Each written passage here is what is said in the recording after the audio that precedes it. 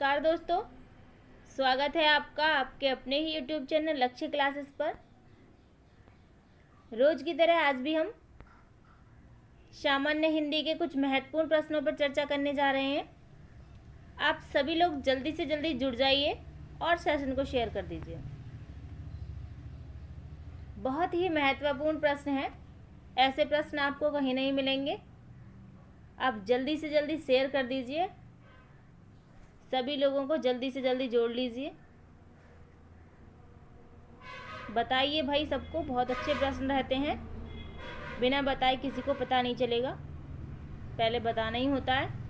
चलिए विचार पढ़ लेते हैं। आप जल्दी से शेयर कीजिए भाई, बिना शेयर किए काम नहीं चल रहा है बिल्कुल भी।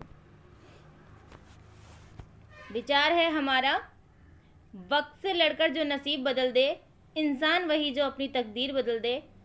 कल क्या होगा कभी मत सोचो, क्या पता कल वक्त खुद अपनी तस्वीर बदल दे। वक्त से लड़ो, हो सकता है नसीब बदल जाए आपका। नसीब की बात करनी ही बेकार है, क्योंकि नसीब किसी ने देखा नहीं है। तो क्या करना है आपको, वक्त से लड़ने का मतलब घुसा पट्टी करना नहीं है भाई। आपको वक्त से लड़ने का मतलब है जो अभी समय है उस समय को आप पढ़ो, ताकि आपका जो नसीब है यदि वो बेकार भी हो तो वो बदल जाए, अच्छा हो जाए। और जब आप आज मेहनत करेंगे तो कल की चिंता तो आपको करने की आवश्यकता है ही नहीं। आपका आज अच्छा है, आज आप मेहनत कर रहे हैं तो कल खुद ही अच्छा हो जाएगा। वक्त खुद ही अपनी तस्वीर बदल देगा। ठीक है, चलते हैं प्रश्न पर। तस्वीर बदलने के लिए हमें पहले प्रश्न पढ़ने होंगे, आंसर देने होंगे, एग्ज़ाम देना होगा, क्रॉस करना होगा, तब जाके हमारी तस्वीर बदलेगी। चलिए, स्वर्ग का संधि विच्छेद है प्रश्न है हमारा। जल्दी से कमेंट बॉक्स में आंसर दीजिए, कौन सा ऑप्शन सही है। स्वर्ग का संधि विच्छेद, स्व प्लस अर्घ, स्वाहा प्लस अर्घ, स्वा प्लस गे या सु प्लस वर्ग। जल्दी से कमेंट बॉक्स में आपको आंसर देना है, कौन सा ऑप्शन सही है। बहुत ही ज़्यादा महत्वपूर्ण प्रश्न है ये, और ज़्यादातर लोगों का गलत होता है ये। और ये भी बताना है इसमें कौन सी संधि है, संधि विच्छेद भी बताना है और संधि भी बतानी है। ठीक है, तो जल्दी से कमेंट कीजिए।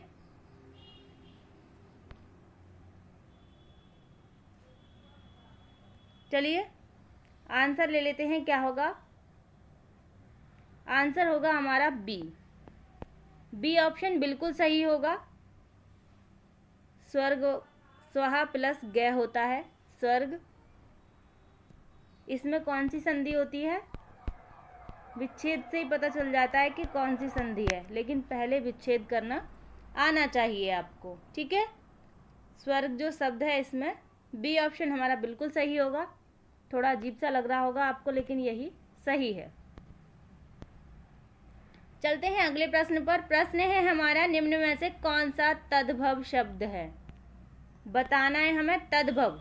जल्दी से बताइए तद्भव कौन सा है इनमें।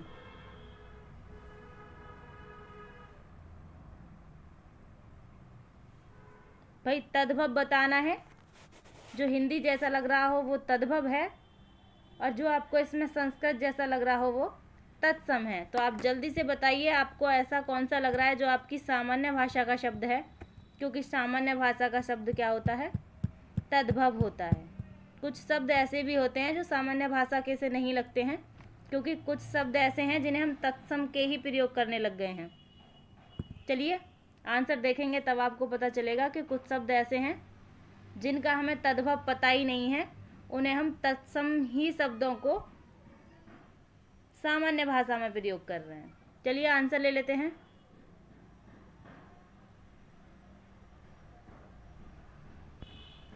आंसर ए सही होगा, मानुष। मानुष जो है ये तद्भव शब्द है, इसका तत्सम क्या होगा, मनुष्य।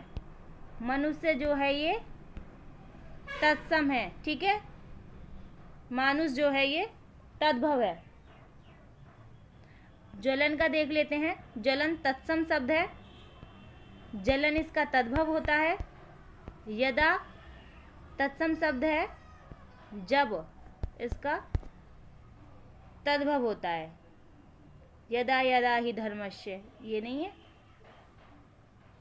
अब यंत्र देख लेते हैं, यंत्र का क्या होगा? जंत्र होगा, तद्भव। ठीक है, आशा करती हूँ आपकी समझ में आ गया होगा। चलते हैं अगले प्रश्न पर। प्रश्न है हमारा, श्रम किन संयुक्त अक्षर से बना है? जल्दी से आपको कमेंट बॉक्स में आंसर देना है। श्रम शब्द किन संयुक्त अक्षर से बना है? 4 ऑप्शन स्क्रीन पर दिख रहे होंगे आपको। इनमें से कोई सा भी एक ऑप्शन आपको लगाना है। कौन सा आपको सही लग रहा है वो आप लगा दीजिए ऑप्शन। जल्दी से कमेंट कीजिए कौन सा सही है। श्रम किन संयुक्त अक्षर से बना है? चलिए, आसान प्रश्न है, जल्दी से आंसर दीजिए। भाई सेशन को शेयर कर दीजिए, बिना शेयर किए काम नहीं चल रहा। बिल्कुल, बच्चे बहुत ही कम रहते हैं, क्या फ़ायदा है ऐसे? 10-15 लोगों के लिए क्या भाई इतना सब किया जाता है? सी ऑप्शन हमारा बिल्कुल सही होगा। हलंत वाला शय प्लस रे प्लस में। अब कैसे होगा एक बार ये देख लेते हैं। शब्द लिखा हुआ है हमारा श्रम। श्रेय जो है ये किस किस से मिलकर बना होता है?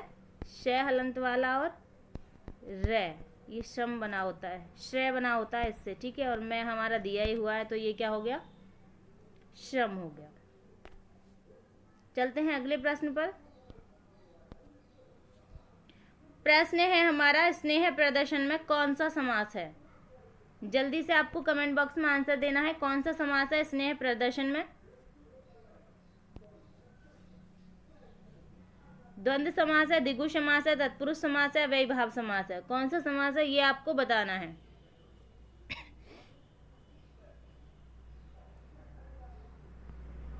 स्नेह प्रदर्शन, भाई योजक चिन्ह लगा हुआ है। अब आप आंख बंद करके ऐसा ना करो कभी द्वंद्व समास लगा दो। ऐसा नहीं है कि हर योजक चिन्ह वाले शब्द में क्या होता है? द्वंद्व समास ही होता है। आपको देखना होता है, ये विपरीत नहीं है। स्नेह और प्रदर्शन कौन सा विपरीत है एक दूसरे के? नहीं है ना। तो सारी चीज़ देखनी होती है। ये मैंने जानबूझ के लिया है इसलिए, ताकि मैं आपको समझा सकूं कि हर योजक चिन्ह वाला द्वंद्व समास नहीं होता है। ठीक है, चलिए, उसके लिए क्या होता है? योजक चिन्ह भी हो और विपरीत भी हो एक दूसरे के। लेकिन ये क्या है? एक ही शर्त पूरी हो रही है हमारी, योजक चिन्ह तो है लेकिन विपरीत नहीं है। ये एक दूसरे के विपरीत नहीं है। तो इसमें क्या होगा? तत्पुरुष समास है। द्विगु समास इसलिए नहीं है क्योंकि इसमें संख्यावाचक नहीं है। अव्ययीभाव समास इसलिए नहीं है क्योंकि इसमें प्रत्यय लगा हुआ नहीं है और इसमें उपसर्ग लगा हुआ नहीं है और इसमें क्या नहीं है हमारा? अव्यय लगा हुआ नहीं है कोई। ठीक है, तत्पुरुष समास कैसे है ये देख लेते हैं। स्नेह का प्रदर्शन। ठीक है, इसका विग्रह ऐसे करेंगे, स्नेह का प्रदर्शन। तो इसमें संबंध तत्पुरुष समास होगा। ठीक है, काकी के संबंध में आते हैं तो इसलिए इसमें संबंध तत्पुरुष समास होगा। आशा करती हूँ आपकी समझ में आ गया होगा। चलते हैं अगले प्रश्न पर। प्रश्न है हमारा, किस कृति को आधुनिक युग की गीता कहा जाता है? जल्दी से कमेंट बॉक्स में आंसर दीजिए। ये बहुत ही महत्वपूर्ण प्रश्न है, बहुत बार एग्जाम में पूछा गया है। आधुनिक युग की गीता किसे कहते हैं? आधुनिक युग की मीरा तो आपने पढ़ा होगा, आज आधुनिक युग की गीता भी पढ़ लीजिए। कमेंट में आंसर दीजिए, आधुनिक युग की मीरा किसे कहते हैं? और ये ऑप्शन आपको दिख ही रहा होगा, आधुनिक युग की गीता किसे कहते हैं? जल्दी से बताइए कमेंट बॉक्स में। चलिए, कामायनी को कहते हैं, प्रियप्रवास को कहते हैं, कुरुक्षेत्र को कहते हैं, हुंकार को कहते हैं। किसको कहते हैं? आधुनिक युग की गीता।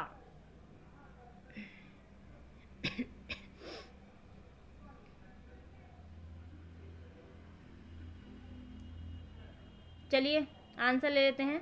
आधुनिक युग की मीरा, मीराबाई को उसको कहते हैं महादेवी वर्मा को। ठीक है, आधुनिक युग की। कुरुक्षेत्र जो है इसको क्या कहते हैं हम? आधुनिक युग की गीता कहते हैं। कुरुक्षेत्र किसकी रचना है? ये रामधारी सिंह दिनकर की कृति है, ठीक है, जिसको आधुनिक युग की गीता कहते हैं। बहुत महत्वपूर्ण है, राइटर भी आपको बहुत याद रखने हैं इसके, कुरुक्षेत्र के, रामधारी सिंह दिनकर। चलिए अगले प्रश्न पर चलते हैं। प्रश्न है हमारा, इस धरा का इस धरा पर धरा रह जाएगा, कौन सा अलंकार है? इसमें कौन सा अलंकार है? इस धरा का इस धरा पर धरा रह जाएगा।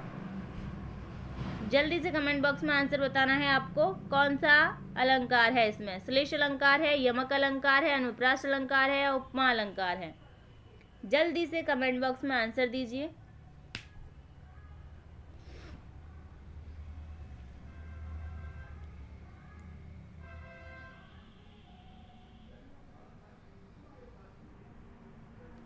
चलिए आंसर ले लेते हैं। इस धरा का मतलब इस पृथ्वी का इस पृथ्वी पर ही रखा रह जाएगा, इसका अर्थ ये होगा। क्या इसमें श्लेष अलंकार होगा? श्लेष अलंकार में क्या होता है? एक ही शब्द के कई सारे अर्थ होते हैं, एक ही शब्द में कई सारे अर्थ चुपके हुए होते हैं, लेकिन यहाँ क्या हो रहा है? एक ही शब्द कई बार प्रयोग हो रहा है, लेकिन सबका अर्थ अलग अलग है, ठीक है। अनुप्रास अलंकार में वर्ण की आवृत्ति होती है, यहाँ वर्ण की आवृत्ति नहीं है, यहाँ तो शब्द ही दिए हुए हैं, धरा धरा धरा, ठीक है। उपमा अलंकार में तुलना होती है, कौन सा होगा? बी ऑप्शन बिल्कुल सही होगा। समान शब्दों के कई बार प्रयोग होने पर अर्थ अलग अलग हों तो वहाँ क्या होता है? यमक अलंकार होता है। समान शब्द हैं हमारे, धरा धरा धरा, लेकिन इनके क्या हैं? अर्थ अलग अलग हैं। ये जो दोनों धरा हैं, इस धरा का इस धरा पर, इनके अर्थ क्या हैं? पृथ्वी, इस पृथ्वी का इस पृथ्वी पर धरा रह जाएगा, इसका अर्थ है रखा। इस वाली धरा का मतलब है रखना, रखना, ठीक है, रखा रह जाएगा। आशा करती हूँ आपकी समझ में आ गया होगा। दो धरा हैं, इनका मतलब पृथ्वी से है, और इस वाली धरा का मतलब है रखने से, ठीक है। यमक अलंकार होगा। चलते हैं अगले प्रश्न पर। प्रश्न है हमारा, किस वाक्य में क्रिया वर्तमान काल में है? जल्दी से कमेंट बॉक्स में आंसर दीजिए। उसने फल खा लिए थे, मैं तुम्हारा पत्र पढ़ रहा हूँ, अचानक बिजली क्रौंद उठी, कल वे आने वाले थे। जल्दी से कमेंट बॉक्स में आंसर दीजिए, किसमें वर्तमान काल है? वर्तमान काल की क्रिया किसमें है?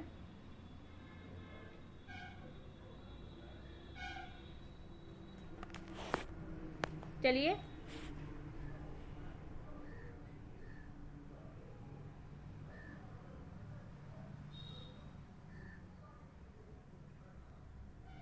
कार्य जब जारी रहता है तो उसमें कौन सी क्रिया लगती है?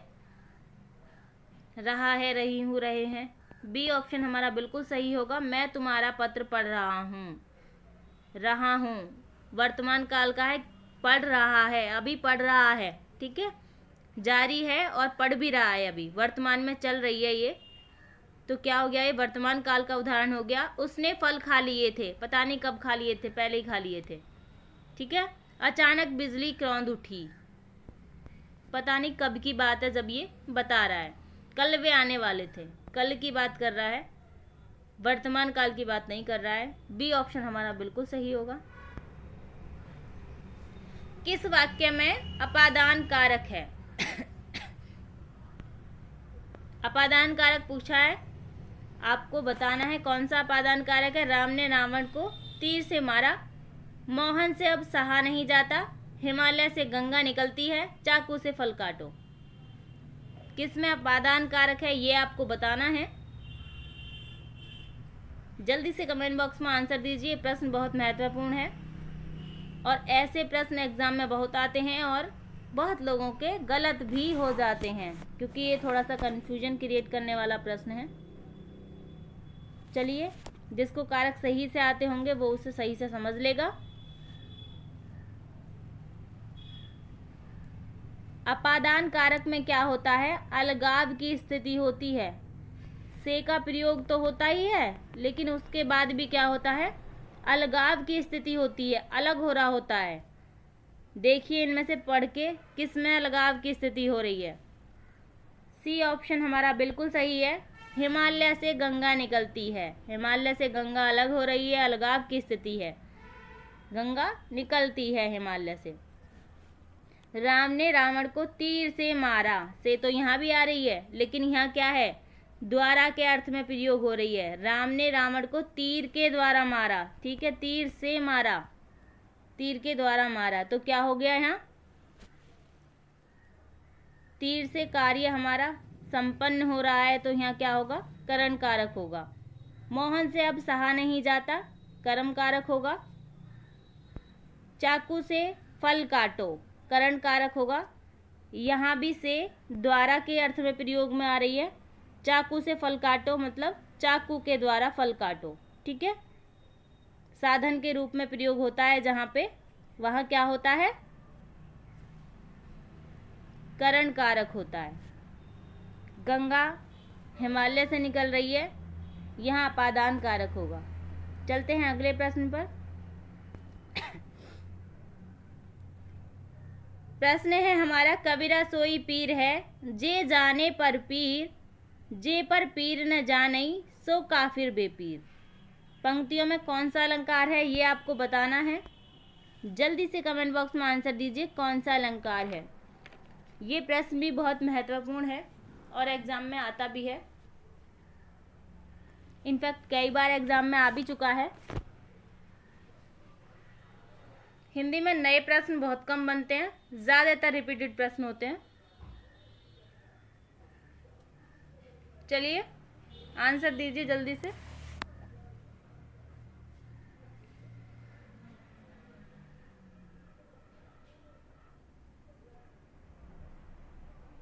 चलिए आंसर ले लेते हैं। पहले इसका अर्थ हम जान लेंगे, तब हमें इसका आंसर पता चलेगा। कबीरा सोई पीर, पीर यहाँ भी है, पीर यहाँ भी है और पीर यहाँ भी है, तो आपको पता चल रहा है पीर 3 बार प्रयोग हुआ है और तीनों बार इसके क्या हैं? अर्थ अलग अलग हैं। जहाँ क्या होता है, एक ही शब्द बार बार प्रयोग में आ रहा हो और अर्थ अलग अलग हो, वहाँ क्या होता है? आपको मैंने अभी पीछे ही बताया है, वहाँ यमक अलंकार होता है। इसका अर्थ क्या है? इस पीर का मतलब आप संत से लगा सकते हैं, पुरुष से लगा सकते हैं। सच्चा पुरुष या सच्चा संत वही है जो दूसरों की पीड़ा को समझता हो या जानता हो, जो दूसरे की दुख हो, इस पीर से मतलब दुख हो, जे जाने पर पीर, जो दूसरे के दुख को समझता है वही क्या है? सच्चा इंसान है। जो दूसरे के दुख को नहीं समझता वो क्या है? कहा है पीर न जाने सो काफिर बेपीर। वो क्या है? बेदर्द है, निष्ठुर है और काफिर है। इस वाली पीर का मतलब है इंसान से, इस वाली पीर का मतलब है दर्द से, और लास्ट वाली पीर का मतलब है निष्ठुर या बेदर्द से, ठीक है। ए ऑप्शन हमारा बिल्कुल सही होगा, यमक अलंकार होगा, ठीक है। आशा करती हूँ आपके समझ में आ गया होगा।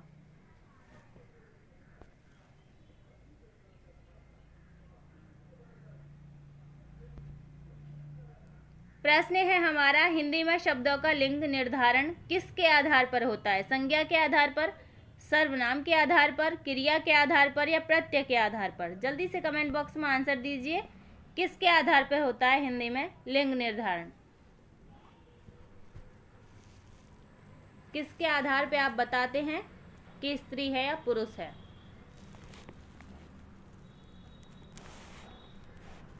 चलिए क्रिया को हम किसके आधार पे लगाते हैं देखते हैं।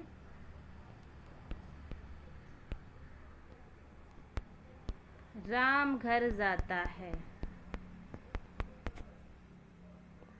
राम क्या है? हमारी संज्ञा है। राम के अनुसार हमने लगाया है जाता है, तो संज्ञा के अनुसार लगाते हैं हम। कर्ता के अनुसार क्या लगाते हैं हम? लिंग निर्धारण करते हैं कर्ता के अनुसार। राम घर जाता है, यदि सीता होती तो लिंग बदल जाता, क्या होता? सीता घर जाती है हो जाता, फिर जाता है नहीं लगता। तो किसके आधार पर बदलते हैं? संज्ञा के आधार पर। ठीक है, चलते हैं अगले प्रश्न पर।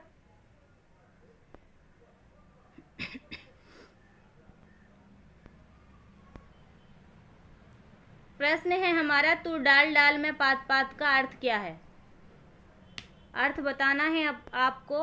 तू डाल डाल और मैं पात पात, दोनों विद्वान, दोनों तत्वज्ञ, दोनों मूर्ख, दोनों चालाक। चालक नहीं है भाई, ये चालाक है। ठीक है, अब जल्दी से कमेंट बॉक्स में आंसर दीजिए कौन सा सही होगा।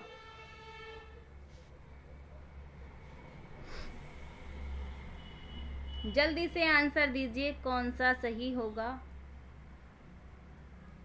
इसे तो आप यूज भी करते हैं बहुत, कहते हो ना भाई तू डाल डाल है तो मैं पात पात हूँ, मतलब तू पेड़ की डाली डाली पर है तो मैं पत्ते पत्ते पर हूँ।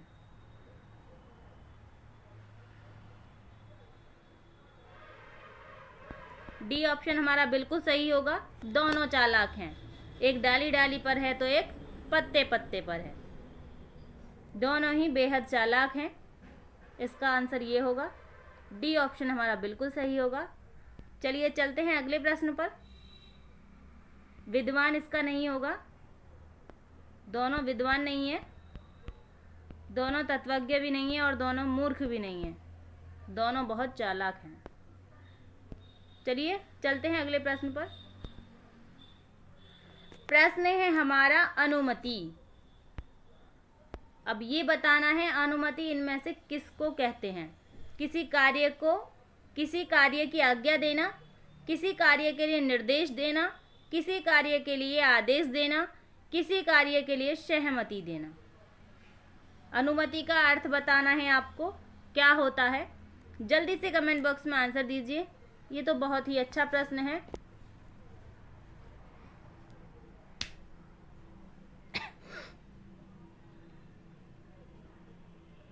जल्दी से बताइए क्या होता है अनुमति।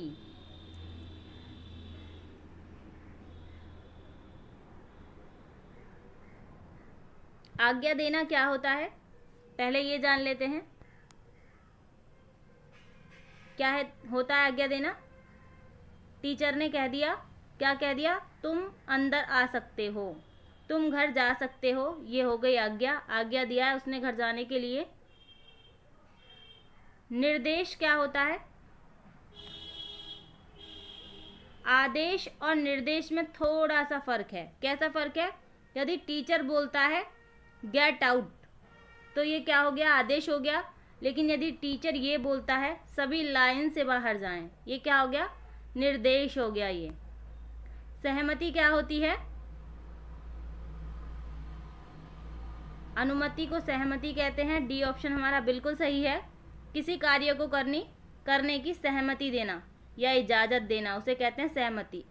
सैटरडे को बच्चे खेलने जाते हैं, किसी टीचर से आप पूछने गए सर हम खेलने जाएं, टीचर ने कह दिया हाँ भाई जाओ खेलने, ये क्या हो गया? सहमति। आपसे पूछेगा कोई बाहर आके भाई किसकी अनुमति से आप बाहर आए हैं, तो आप कहेंगे सर ने कहा था, अनुमति दी है हमें खेलने की। अब इसे बहुत अच्छे उदाहरण के साथ समझ लेते हैं। मम्मी ने सब्जी लेने भेजा है तो क्या किया है? आदेश दिया है सब्जी लेने का, सब्जी ले आओ। लेकिन यदि मम्मी ने ये कह दिया कि कल सब्जी खराब लेके आया था, आज क्या करना है? आलू देख के लेके आने हैं। पीले पीले से जो आलू होते हैं वो क्या होते हैं? मीठे निकलते हैं, सफ़ेद सफ़ेद से लेके आने हैं, ये निर्देश हो गया। लेकिन यदि मम्मी ने पार्टी में जाने के लिए पैसे दे दिए तो क्या हो गया? सहमति हो गई है। ठीक है, हम पूछ रहे हैं मम्मी पार्टी में जाएं और मम्मी ने क्या कहा? बोल दिया जाओ और पैसे भी दे दिए, ये क्या हो गया? मम्मी की सहमति हो गई। चलिए चलते हैं अगले प्रश्न पर।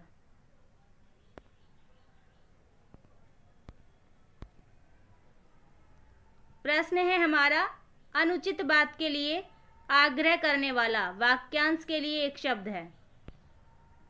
जल्दी से कमेंट बॉक्स में आंसर दीजिए। अनुचित बात के लिए आग्रह करने वाला वाक्यांश के लिए एक शब्द पूछा है। दुराग्रह, अनाग्रही, दुराग्रही, कुआग्रही। कौन सा ऑप्शन सही होगा जल्दी से आपको बताना है।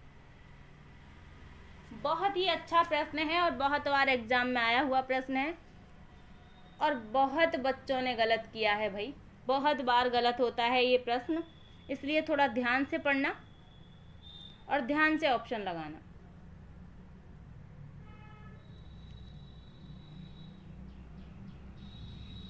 चलिए आंसर ले लेते हैं हम। क्या होगा आंसर? अनुचित बात के लिए आग्रह करने वाला। सी ऑप्शन हमारा बिल्कुल सही होगा। दुराग्रही कहते हैं जो अनुचित बात के लिए आग्रह करने वाला हो। याद रहे, अनुचित बात के लिए आग्रह, यदि इतना होता अनुचित बात के लिए आग्रह करना, अनुचित बात के लिए आग्रह करना, तो क्या होता ऑप्शन? दुराग्रह सही होता। लेकिन ये कह रहा है अनुचित बात के लिए आग्रह करने वाला पूछा है तो दुराग्रही हो गया। इंसान के लिए पूछा है, अनुचित बात के लिए आग्रह करना नहीं बोला उसने, करने वाला पूछा है, उसे कहेंगे दुराग्रही। अनुचित बात के लिए आग्रह करना दुराग्रह होता है। ठीक है, आपकी समझ में अच्छे से आ गया होगा और मैं एक उदाहरण लेती हूँ, उससे शायद आपको ज़्यादा अच्छे से समझ में आए। गलत काम करना क्या होता है? पाप होता है। लेकिन गलत काम को करने वाला क्या होता है? पापी होता है। गलत काम करना पाप होता है, लेकिन गलत काम को करने वाला पूछे तो पापी होता है। इस बात से आप समझ गए होंगे। अनुचित बात के लिए आग्रह करना दुराग्रह होता है, लेकिन अनुचित बात के लिए आग्रह करने वाला दुराग्रही होता है। आशा करती हूँ आपकी समझ में आ गया होगा। बहुत बार एग्जाम में पूछा है, इसलिए मैंने थोड़ा जोर दे के समझाया है। चलते हैं अगले प्रश्न पर। प्रश्न है हमारा, निम्नलिखित में से विलोम शब्द का एक गलत युग्म है। कौन सा गलत है ये आपको बताना है। दक्षिण का वाम होता है विलोम, उधम का निरुधम होता है, विधि का निषेध होता है, बर्बर का असभ्य होता है। ये आपको बताना है कौन सा इसमें गलत है। ये बताना है कौन सा युग्म गलत है। जल्दी से आंसर दीजिए, कौन सा होगा आपका आंसर।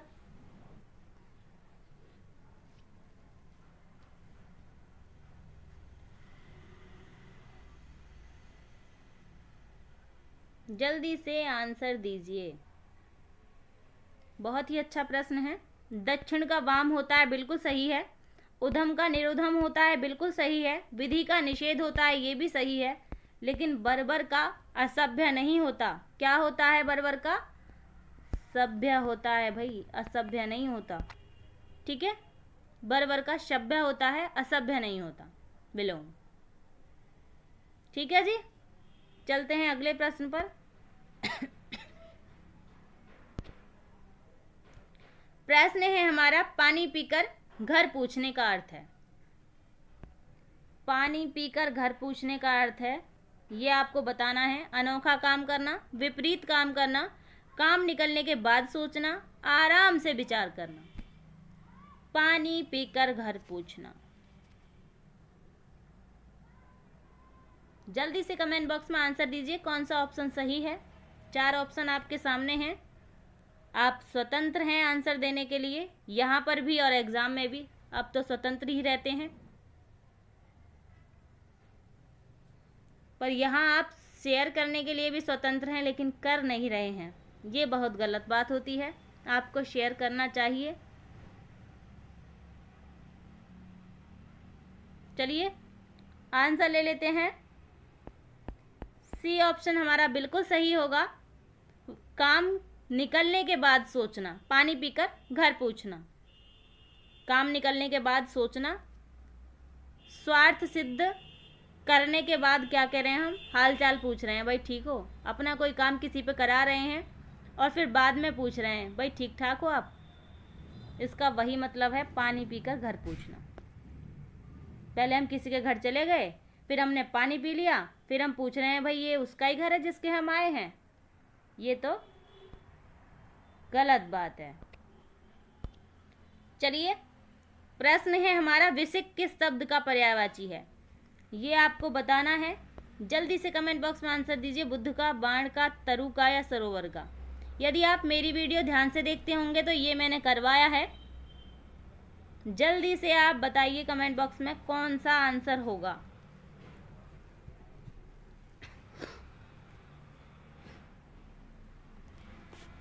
वीडियो आपको कैसी लगती है ये आप कमेंट कर सकते हैं। अपना कोई सुझाव हो वो भी आप दे सकते हैं कमेंट बॉक्स में, ठीक है? ऐसा नहीं है कि मैं कमेंट नहीं पढ़ती हूँ, पढ़ लेती हूँ मैं सबके कमेंट। चलिए,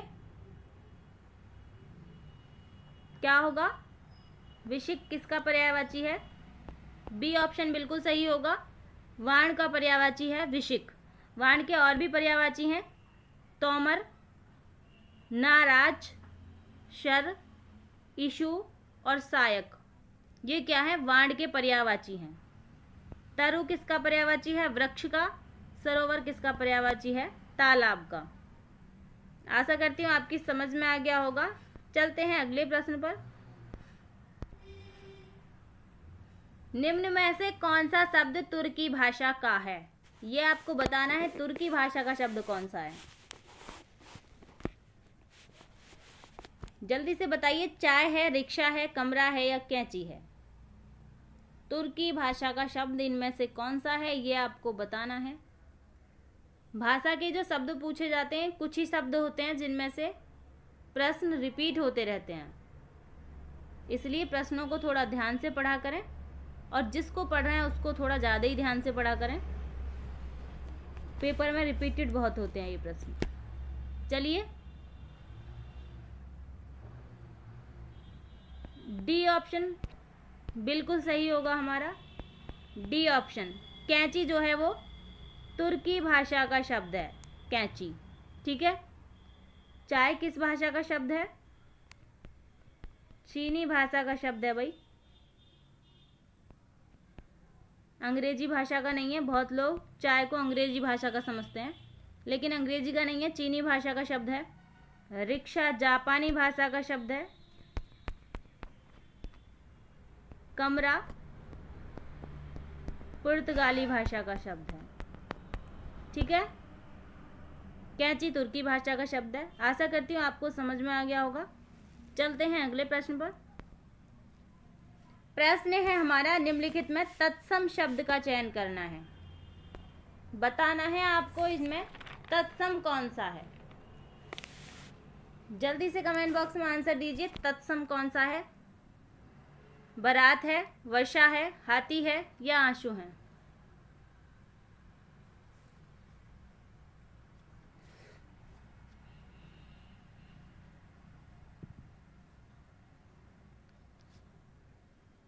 तत्सम पूछा है भाई,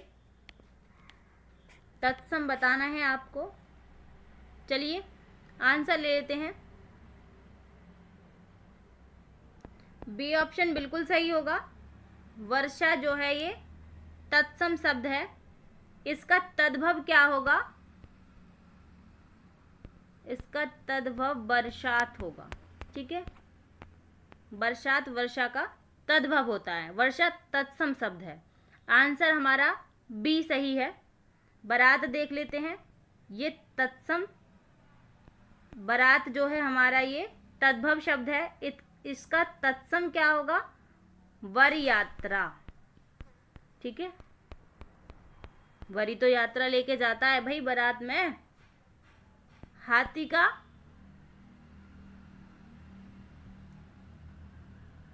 हाथी कैसा शब्द है भाई?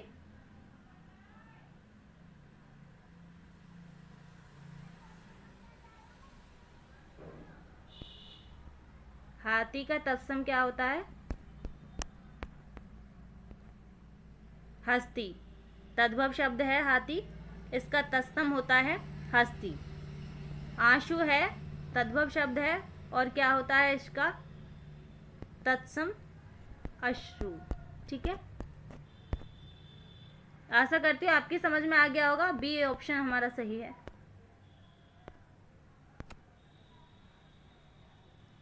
प्रश्न है हमारा, वह सायंकालीन वेला जब पशु वन से चरकर लौटते हैं, क्या कहते हैं उसे, ये आपको बताना है।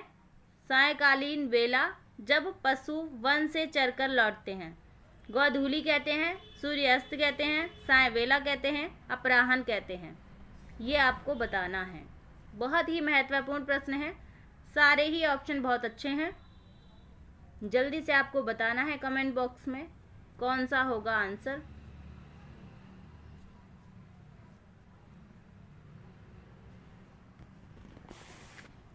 चलिए, वह सायंकालीन बेला जब पशु वन से चरकर लौटते हैं।